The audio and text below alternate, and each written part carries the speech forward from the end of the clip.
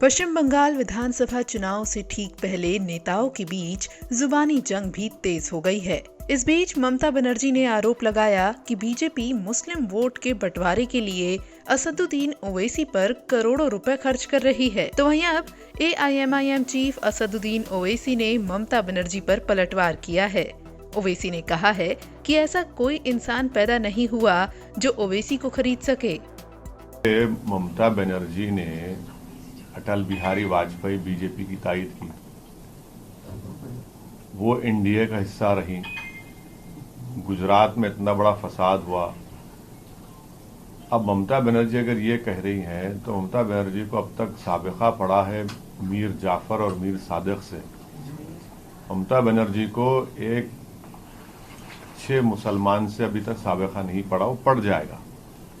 अगर वो ये कह रही हैं दौलत मिली है तो भाई असदुद्दीन ओवैसी को कोई इतना बड़ा आदमी पैदा नहीं हुआ दुनिया में जो दौलत की बिना पे खरीद सके। तो ये इनका ये इल्जाम बेबुनियाद है और ये बौखलाहट का शिकार हो चुकी है।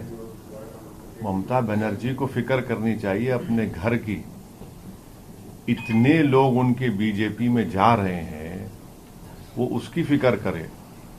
और ममता बनर्जी को हम एक अनसॉलिसिटेड सजेशन देना चाह रहे हैं कि उन्होंने जिस तरीके से बीजेपी से मुकाबला किया, पार्लियामेंट के चुनाव में तो 17 बीजेपी जीत गई, हम तो थे भी नहीं वहां पर।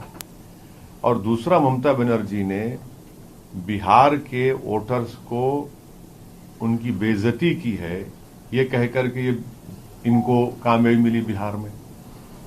तो जो लोग हमको वोट दिए ग्रैंड डेमोक्रेटिक सेक्युलर अलायंस को, जिसमें राजभर साहब की पार्टी, हमारी पार्टी, कुशवाहा साहब की पार्टी, बीएसपी थी, ये तो उनकी तौहीन कर रही हैं जिन्होंने हमको वोट दिया। क्या कह रही हैं वो? तो उनको बौखलाहट का शिकार है, अपनी पार्टी में उनकी बहुत गड़बड़ है, इसलिए उनको लग रहा है कि अपनी पार्टी की बौखलाहट और गुस्सा निकालो ओवैसी के ऊपर। मगर ममता बनर्जी ये समझना चाहिए कि अब तक उनको साबिका पड़ा मीर जाफर और मीर सादिक से। अब तक उनको साबिका नहीं पड़ा किसी सही मुसलमान से, उनको साबिका पड़ेगा।